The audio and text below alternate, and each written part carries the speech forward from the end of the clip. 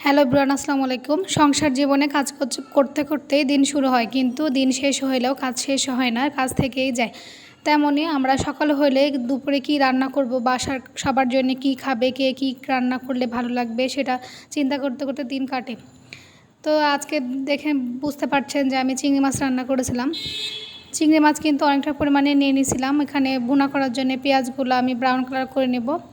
আপনারা কীভাবে কী চিংড়ি রান্না করেন আমাকে একটু কমেন্ট করে জানাবেন। চিংড়ি মাছটা এমনই মাছ যে যে কোনো তরকারির মধ্যে দিলেই টেস্টটা অসাধারণ হয়।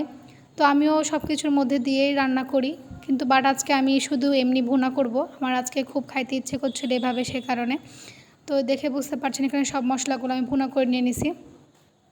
মশলাটা কষানো হয়ে গেলে আমি এর মধ্যে চিংড়িগুলো, ধুয়ে রাখা চিংড়িগুলো সব দিয়ে দেবো। আগে থেকে পরিষ্কার করে ধুয়ে রাখছিলাম, ওগুলো দিয়ে দেবো।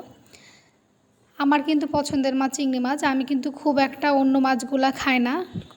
এই মাছটা খুবই পছন্দ আমার, সে কারণে এই মাছটা আমার বাসায় থাকেই সবসময়। ছোট হোক বড় হোক সবগুলোই থাকবেই।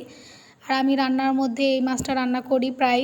আপনারা যারা আমার ভিডিও দেখবেন যে এই মাছটা প্রায় সব কিছুতে রান্না করি আমি। আর এই মাছটা এমনই মাছ যে সব কিছুর মধ্যে দিয়ে রান্না করলে টেস্টটা খুবই সুন্দর আসে। কারা কারা এই মাছটা পছন্দ করেন আমাকে কমেন্টে জানাবেন, আর কিভাবে রান্না করেন আমাকে অবশ্যই জানাবেন। তো দেখে বুঝতে পারছেন চিংড়ি মাছটা হালকা একটু কষাই নিয়ে আমি ওর মধ্যে পরিমাণ মতো পানি দিয়ে দিলাম। এই পানিটা কমে আসলে কিন্তু আমার রান্নাটা আজকে হয়ে যাবে। এই রান্নাটা কিন্তু খুবই সিম্পল একটা রান্না, যে কেউ পারবে। যাই রান্না জানে না সে দেখলেও পারবে, অবশ্যই পারবে, কারণ এটা খুব সোজা একটা রান্না। দেখে বুঝতে পারছেন এখানে পানিটা কমে আসছে। পানিটা কিন্তু কমে আসলে আমি চুলাটা অফ করে দিব। সব কিছু ঠিকঠাক আছে, আমি চেখে নিয়েছি, লবণ ঠিক আছে, সে কারণে তো দেখে বুঝতে পারছেন কতটা লবণীয় হয়েছে। আপনারা চাইলে ট্রাই করতে পারেন।